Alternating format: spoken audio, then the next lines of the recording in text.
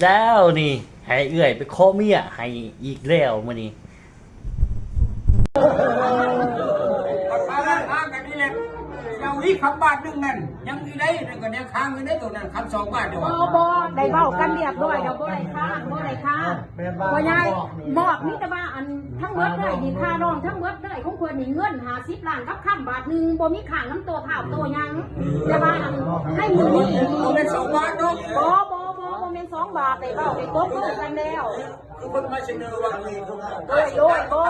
บาทนะ เดี๋ยวนี้หันทั้งลูกทั้งเต่าก็ได้ขอน้ำเพิ่นได้ตกลงกันแล้วว่าเงิน50ล้านกับค่ำบาทนึงจบเลยแต่ว่าให้มื้อนี้โกงข้าว5ล้านก่อนแต่ว่าบัดตอนนั้นมันเพิ่นไปหาอะไรหาเงินน่ะสิมามื้อใดเพิ่นออกมาแต่งแต่ว่าบ่ได้นัดมื้อนัดเป๊ะสองฝ่ายเงินผัวเมียเพิ่น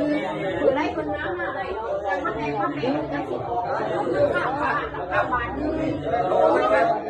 ไม่ได้ชมาแล้วนี่เป็นเป็นยกเลยบ้านไปกันนั้นมันโดย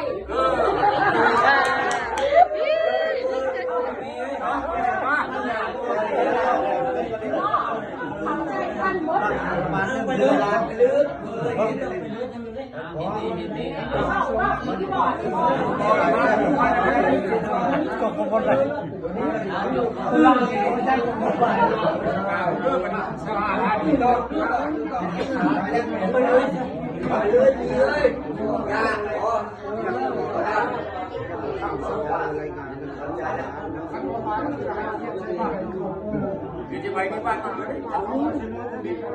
ทำให้เสนอเอา2 บาทนะ